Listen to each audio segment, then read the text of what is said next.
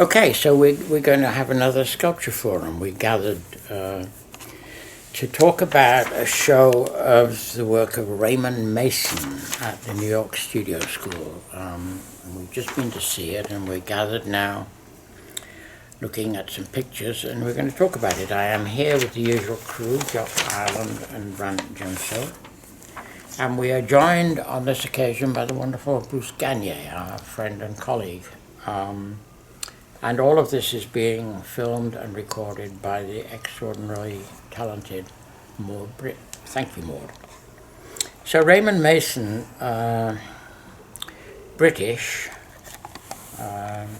studied amongst other places at the Slade. So British and went to Slade. That's two strikes against him, I think, already. But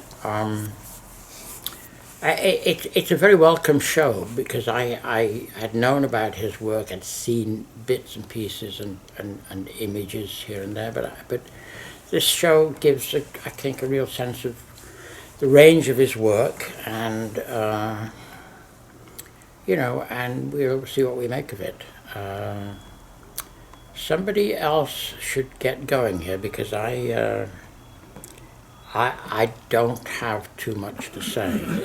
As those of us who know me, I will know this work is not my cup of tea. Jock, you're the one who's enthusiastic about this. Yeah, I'm very enthusiastic about his work. Bruce introduced me to it 20 odd years ago. When Mason's book came out. I think maybe Resica or Stephen Harvey told you about the book, the At Work in Paris. And I was delighted to discover him. And initially I kind of delighted. The book is called At Work in Paris, and in 1946 Mason moved from England to Paris, to France, and stayed. But he still was born a working class Englishman, and initially I thought of him as the greatest British sculptor of the 20th century, and I like to, remind all my British sculptor friends that this Frenchman sort of was the real thing. But I got over that sort of, childish embrace, and his work has sustained my interest. This guy Yves Bonnefoy, I talked about Bonnefoy to many people, to everybody here certainly. A great French poet and writer about art, and he wrote a number of little essays and one extended piece on Mason, and it's that piece that deepened my understanding and continues to grow my interest and understanding in Mason's work. And to oversimplify Bonnefoy, and Bonnefoy is a very complicated guy, but he kind of divides artists into two camps. One camp is the camp that focuses on what the artist has to say, and the other camp is how an artist says what he or she has to say. And every artist has to mix those two ways of looking at things, but what distinguishes Mason is that he focuses on what he has to say, and that's something that that's very interesting to me, how do you think about what you're trying to say? And Mason spent his life doing that. Of course, he got involved with how you say what he has to say, but his work is unusual, is unusual in that there's that focus on what, whereas most, and again I'm oversimplifying, but most 20th, 21st century painting and sculpture is focused on how, and it's but it's a bigger issue. You can go back to and Bonnefoy does go back to Picasso and Giacometti. Giacometti being a guy who focused on what he had to say, and who fought. Where Picasso and Giacometti, though they were friends, colleagues, whatever, they had real. Picasso was very upset with Giacometti when Giacometti said, what you were doing was just silly stylistic art, and you're not getting at what really matters. And you can, that kind of conflict, it goes back into history, and it's a rich, and for me it's been a rewarding engagement with this guy who can seem initially lightweight, silly, whatever, but for me he's been very important to me for 20 years. Well, we'll come back to that, I think, but and get you to perhaps talk about what it is you think he is saying.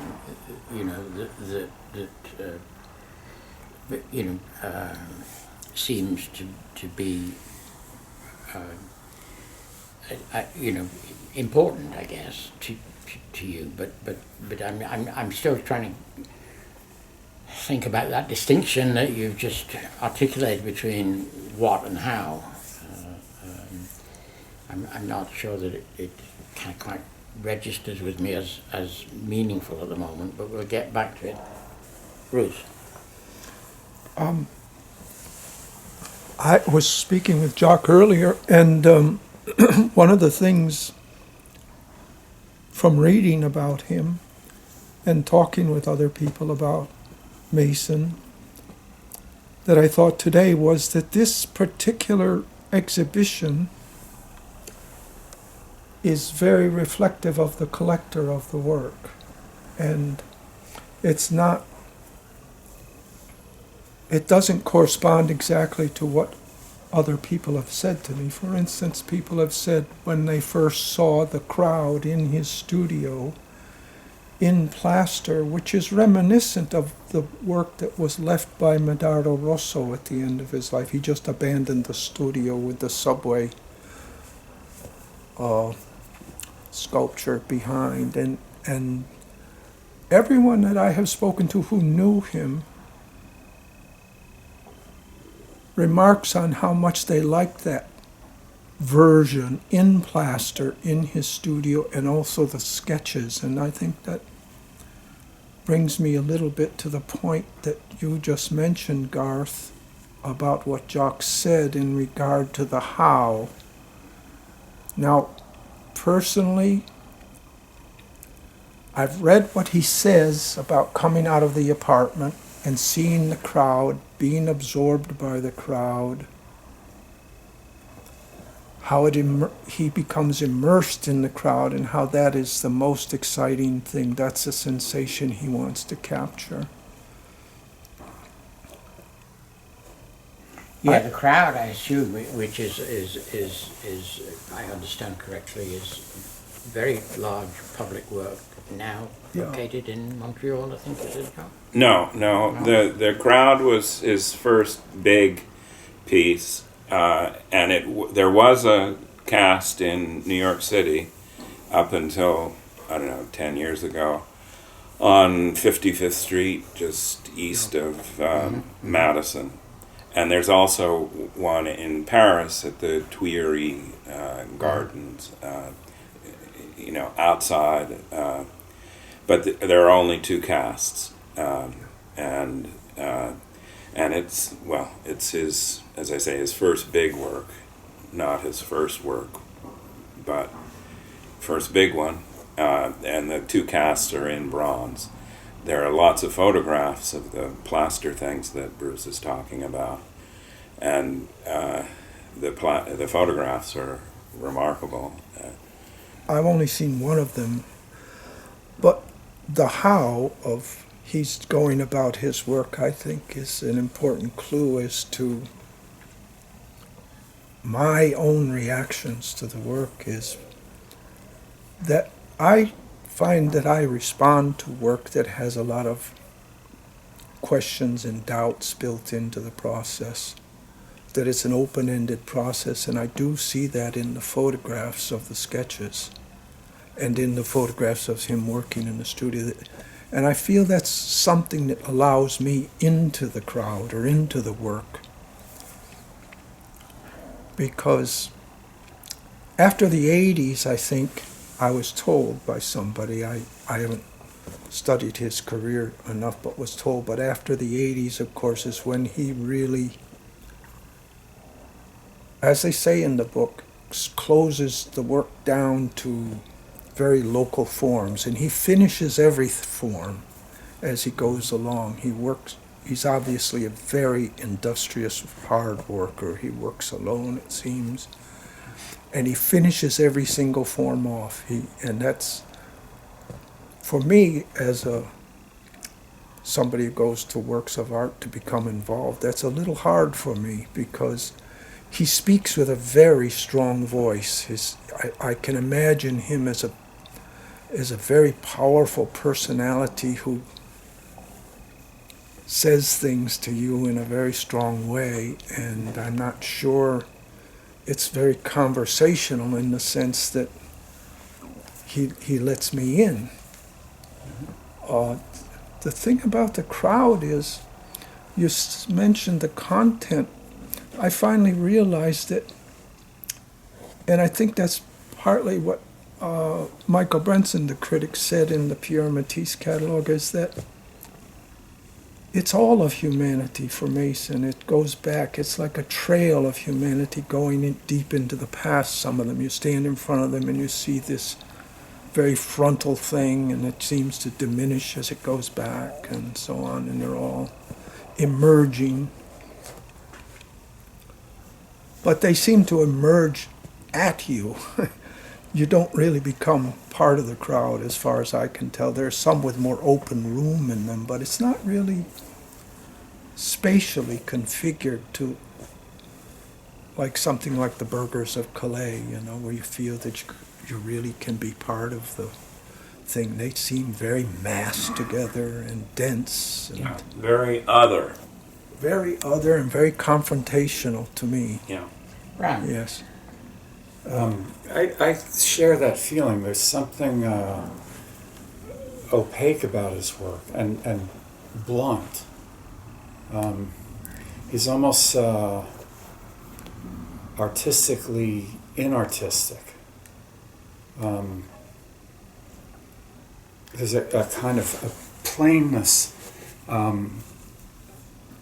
that feels untransparent. I feel kind of shut off from what I see. It's formidable and impressive. The thing between form and content, for me, no difference. Like they're the same thing. And it was funny to me to have the sense that I didn't see a clear subject in terms of content. I didn't notice it. Like the crowds are unspecific. They're filled with types, and you don't recognize a favorite type or some kind of demonic element that asserts itself in the faces and makes it particular.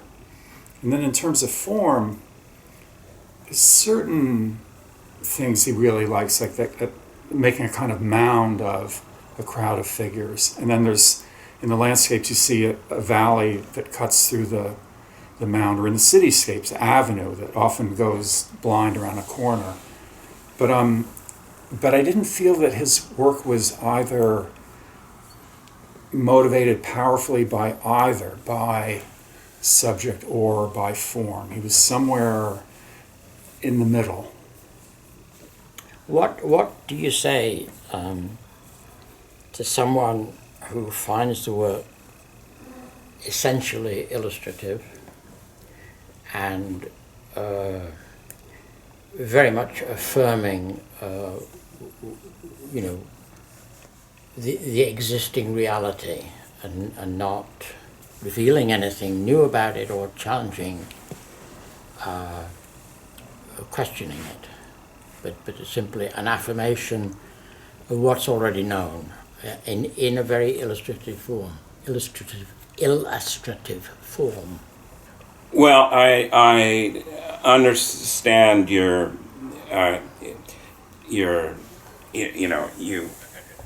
response to this show, and the show is severely limited. I'm delighted to be able to see what we're able to see, but you can walk through that show and look at this drawing and say there's nothing much there. But if his career has been about big projects, the first one was The Crowd. And The Crowd is not not an illustration of people walking down the street. It's a much more sort of visionary, metaphysical thing. These people are in plaster. There's the white of the plaster, and then the hollows of the eyes of concavities, various concavities, and that sort of black and white, that engagement with nothingness, and the sort of unreality of these people, and the dimension of the mix of nothingness and life is at the heart of this project that he spent maybe 10 years on. It wasn't a overnight thing for a show. It was something that really engaged him for an extended period of time. And then project number 2 was this thing about people leaving this marketplace in Paris. Completely different project that again involved him for years. And you don't get a real clear picture of that in the show. There are sketches for that work in the show, but you don't see it loudly and clearly as sort of project number 2. But it's a very different thing. It's about ordinary people. Instead of black and white, it's full of color.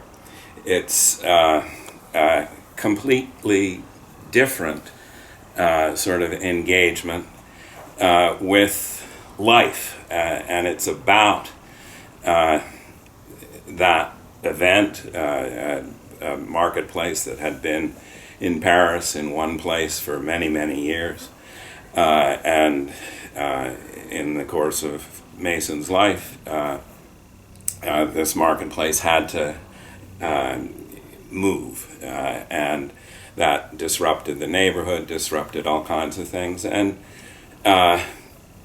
it's just a real engagement with a human event that brought out in Mason a completely different vocabulary and just I don't know, just is very exciting to me. Yeah, I mean, I hear you and I hear Bruce both talking about works that are not available to us, and somehow or other it's almost as if you're dismissing this show as being kind of like, this is not the real Mason. The real Mason is somewhere else. And that seems to me to be a cop-out. I mean, we have to talk about what we've seen and what's in front of us when we're in the gallery. And it may be that this is an inadequate or a misleading representation of the guy's work. As Bruce said at the beginning, I think it reflects very much the taste, perhaps, of the person who collected this body of work, and maybe these things you're talking about were not able to be collected. And this show, as is clear from the film, is a very large number of drawings, quite a significant number of which are kind of architectural studies, and reliefs, and then there are I think maybe 4 freestanding works, or 3 freestanding works. One, I guess that's St. Mark's Place, you could call a freestanding work.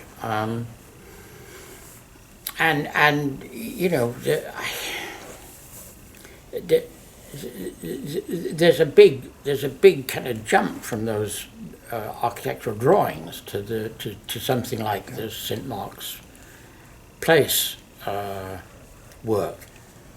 And the other freestanding work, which is an accident, a man on a stretcher being carried out, surrounded by a group of people, some of whom are horrified and some of whom are indifferent, or just curious. And I mean, that work in the St. Mark's Place work, it made me think of someone like Red Grooms, Yeah. Another artist, who for all the kind of fun that is to be found in his work, it doesn't seem to me to be contributing very much to my understanding of the world.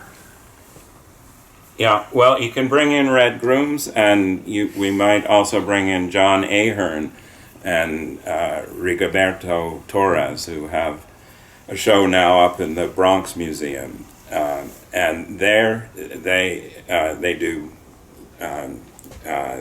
life casts of people in the neighborhood. They paint the casts and they put them on walls. There's a kind of artlessness to their work, to Red Grooms' work, that it distinguishes it from Mason. Mason, successfully or not, I think, tries to engage with the history of art in a way that goes further than Grooms or Ahern, and with that, taking on those demands has, there are flaws. But I'm not worried about the flaws. I'm not put off by the flaws. I am excited about the way he goes out and engages directly with life, with people, and complicates that engagement with his understanding of the history of art. There's a good thing in that contrast between Mason and Ahern, because Ahern is really concerned with people, with individuals. Yeah. And I have this sense that Mason, maybe his central interest, strongest ability is as a kind of dramatist. But it seems to me that he's not concerned with the actors or the cast or the subjects. It's like what someone said of George Lucas: if he could make a movie without people, I think he would. An actor said that about him. I think that Mason could almost achieve those things without, certainly without individuals. Once in a while, I had a sense that he was in the picture. The guy in the blue suit in the stretcher scene, I thought, that's the artist. Sort of disinterestedly observing the scene. Yeah, well, there. But life is what I miss in this work. Formidable as in many ways it is. Yeah. I think that image of the illuminated crowd is really strong. I can't imagine that the big one is better than that model, where the light and the shadow are painted in, and you can actually, find the origin point of the light and see every figure in the light and turn and see where the shadows are. They seem like illuminated in an instant. That there's a real human condition aspect to that one that's very strong. But it's human capital H. It's like they're not people. They're capital P people. Yeah, I'm not sure I understand the distinction between. He questions. If in the crowd, he questions the human dimension. Are people, or are they nothingness? Right. That's strong. Yeah, and that's essentially affirmative. That he affirms that they are people. Well, it just the just way posing the question. Engaging with that, and without any sort of, it's just pretty pictures. It's a direct engagement with being human, and the depth to which he goes. He goes a certain way with the crowd, and he goes further with that whatever it's called about the marketplace, and then there's the tragedy in the north, the mining disaster, and just going from one to the other. The heads in that mining disaster are remarkable. They're not the greatest heads maybe ever made, but they're pretty good, and they're just so different from this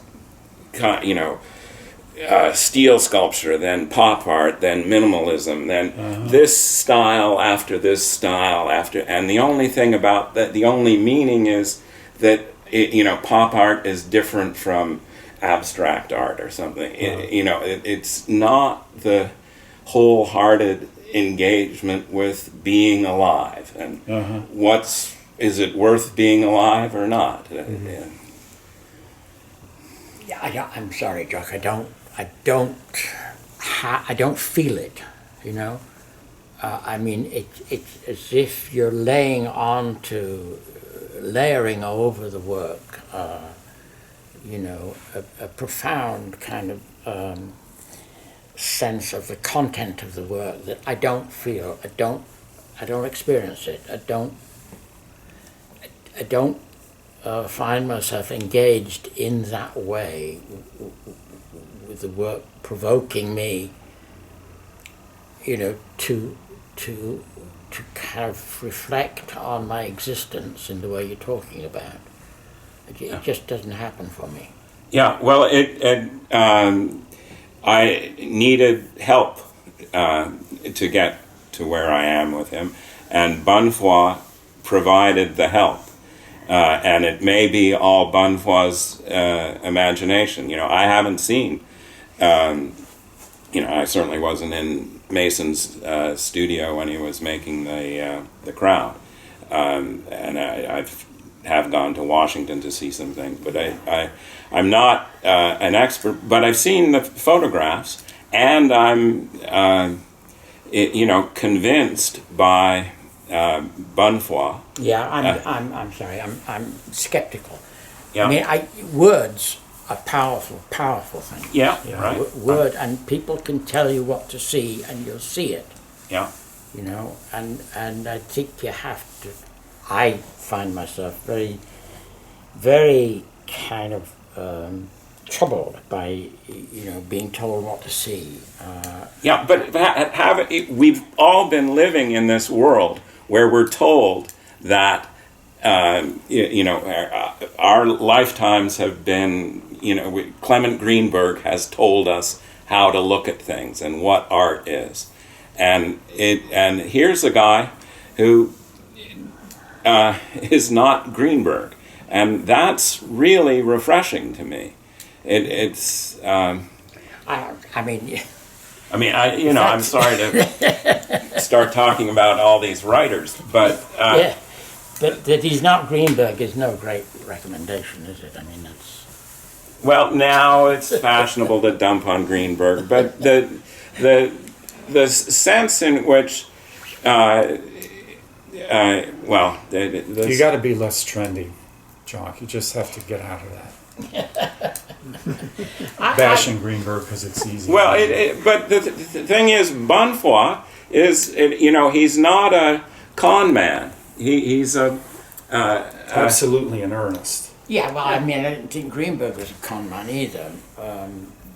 I found myself reflecting on the relationship between these very accomplished architectural renderings, these drawings of buildings, and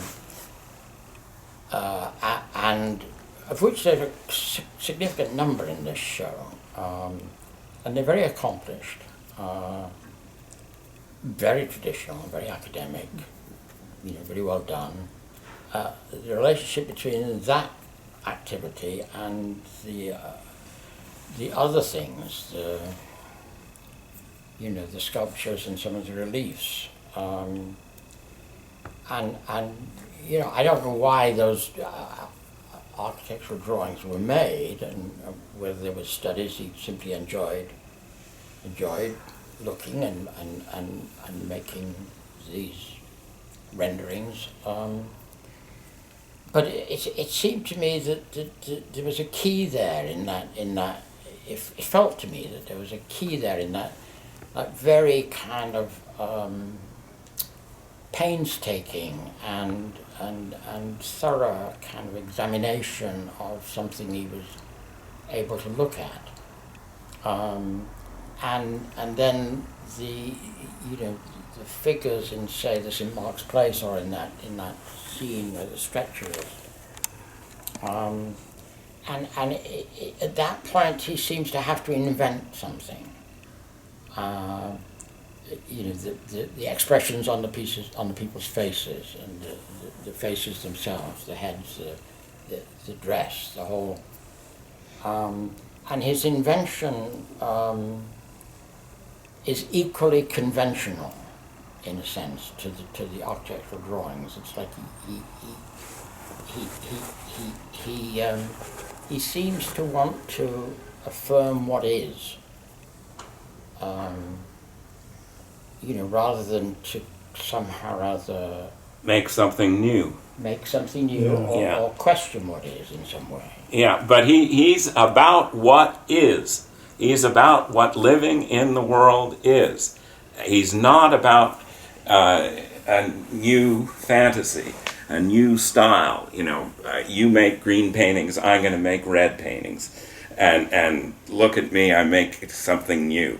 Well, that kind of thing seems to me trivial. Seems to me a cop out. Seems to me, that's. I'm not trying to contrast him with somebody else. I'm just simply trying to assert that if the affirmation of what is not the job of the artist.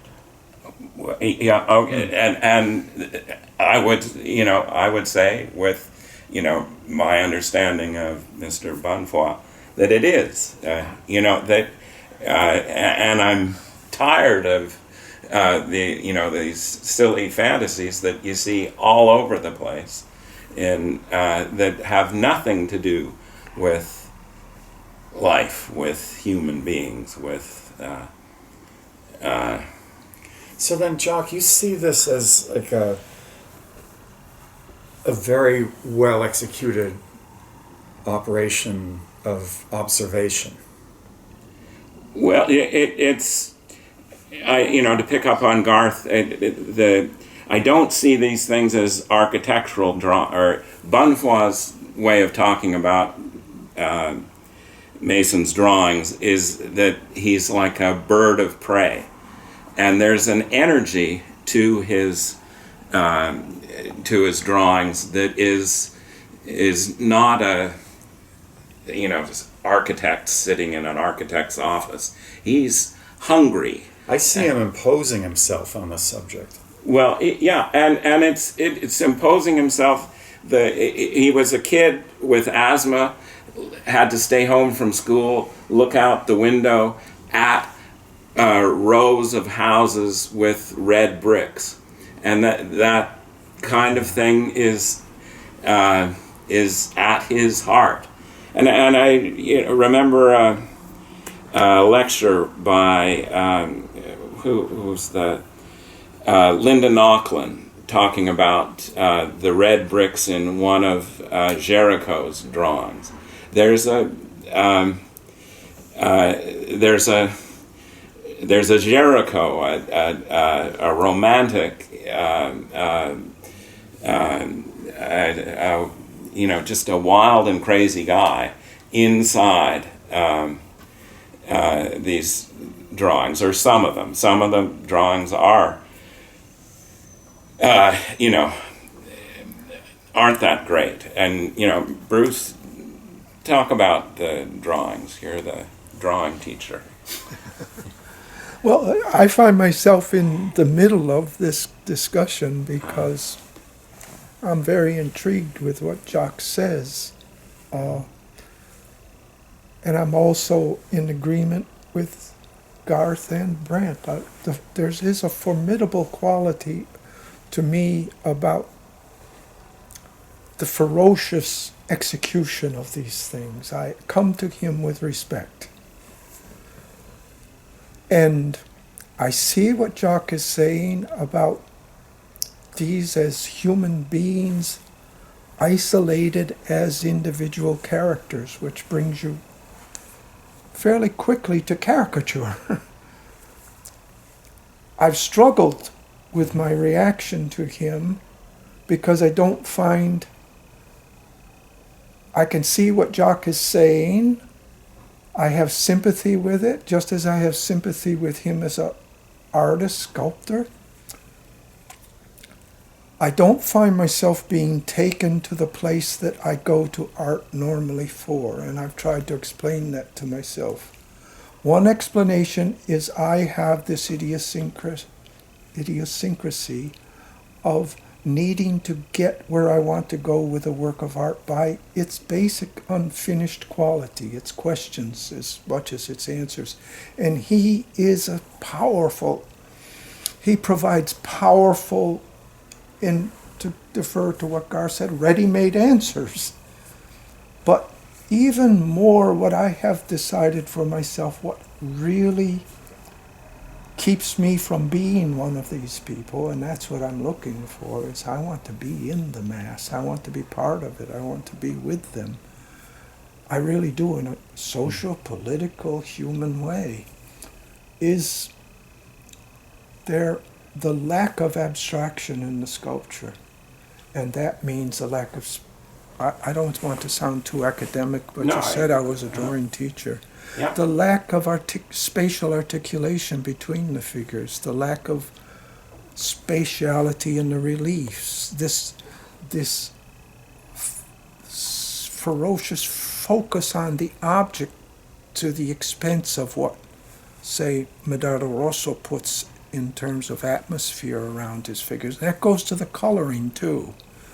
It's not a coloring that provides an air around the things. It's an object colored locally. And I look at what goes on between his figures, even in the one with the stretchers, where they are separated as one another, and I don't find, I have to suspend my plastic imagination to really make contact with these figures. I have to just put it aside and say, okay, I'm just going to enjoy these as individual things on a stand and go from one to another. I'm not immersed in the composition.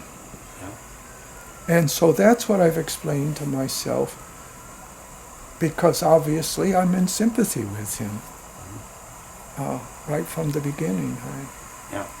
It's Jock, thinking about some kid looking out the window at rows of red brick houses reminded me of something that did cross my mind while I was in the show. L.S. Lowry, the British painter. Oh, yes, yes, of course. You know, who painted the kinds of things that I think you're talking about, the kinds of things that I think Mason would be interested in, but you know, gave us the opportunity to see them completely fresh, completely new. I don't find that in Mason. right. Yeah, but the thing is, he sort of made, I don't know, 5 or 10 paintings or works of art during his, you know, he lived into his 80s, I think. But each of these things took 10 years. And in the course of working on them for 10 years, he got confused, and even started confused, and didn't, or he did insist on finishing the projects, and you know, he was sort of trying to make a masterpiece, which, you know, may be a fundamental mistake, and I'm, you know, happy to concede that everything he did was, or, you know, has something really important wrong with it. But if you sort of don't worry about that, don't worry about the sort of pureness of every touch, you find a development. You know, the first thing he made, or the second thing he made, is sort of better, sort of richer than the first thing. And the third thing built on the second thing, and there, you know, do you know the grape pickers, Bruce? You know, the guy bending over I've the looked woman. at the guy's back a lot. Yeah, right. Because the back is, in a way, abstract. Well, it's pure anatomy. It's anatomy taken to an extreme.